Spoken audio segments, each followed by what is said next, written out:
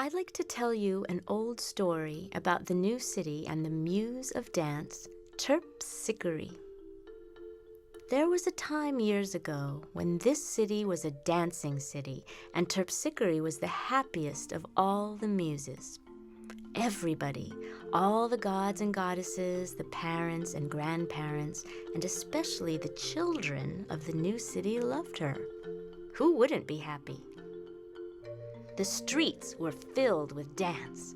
Wall Street, Fifth Avenue, Broadway, Times Square, Hell's Kitchen, from Harlem to Battery Park was a ballet.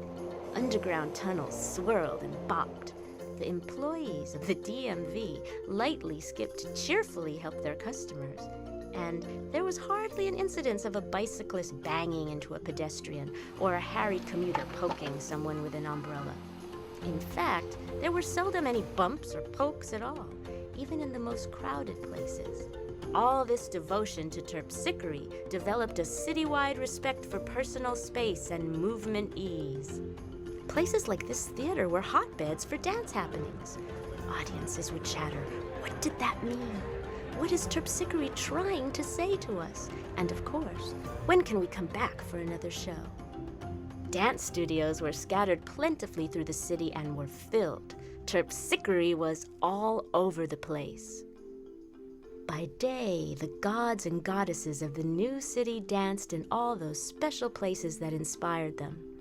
And at night, on the tops of the tallest buildings where all the gods and goddesses lived, there were incessant parties where all the social dances ever invented were performed.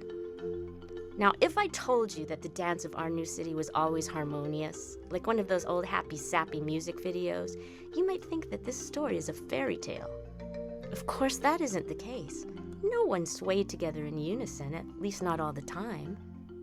The people, as well as the gods and goddesses, were individual, opinionated, intelligent, spirited, fervent, sometimes crabby, and even selfish.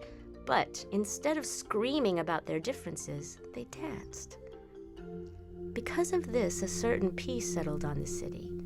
There was less shouting, because one needs to be quiet and thoughtful before choreographing.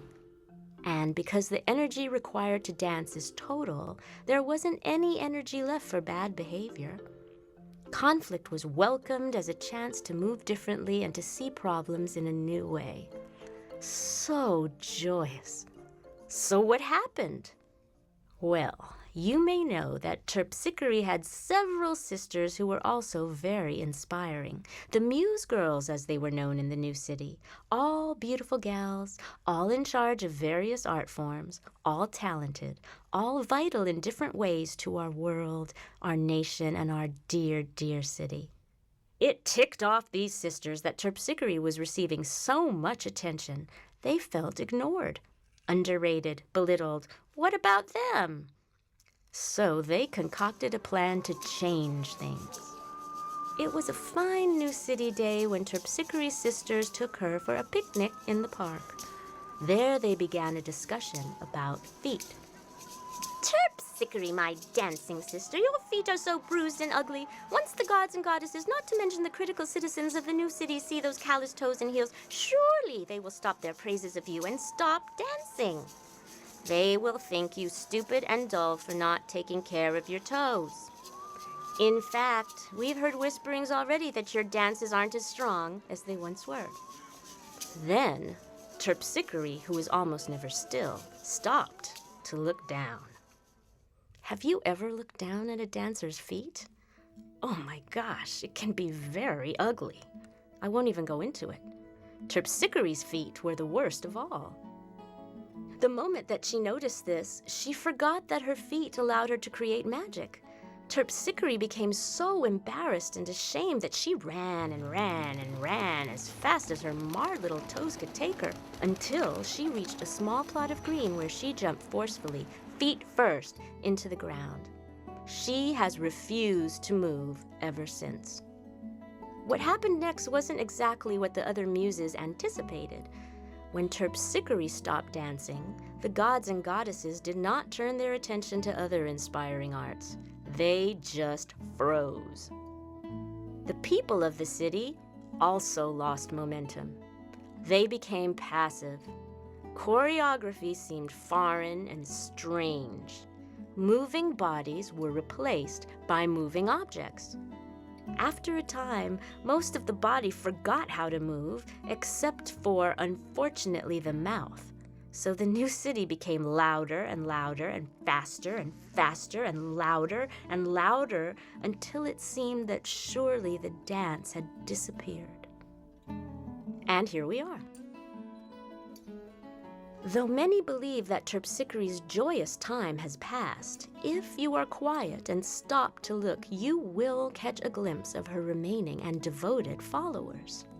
The tall dancers who grace the streets, the small agile ones who slip through the crowds, the stroller pushers whose improvisations carry babies to play and safely home, the nimble strap hangers who never fall or bump no matter how difficult their commute, the office workers tapping desks and notepads, and all of us who sometimes jump over puddles, catch things before they fall, and move to music that catches the beat of our hearts. We are Terpsichore's hope. Today we are here to wake up the dancing spirit in all of us. We have the power to give this story a happy ending. It is the beginning of a celebration and possibly, hopefully, a revolution.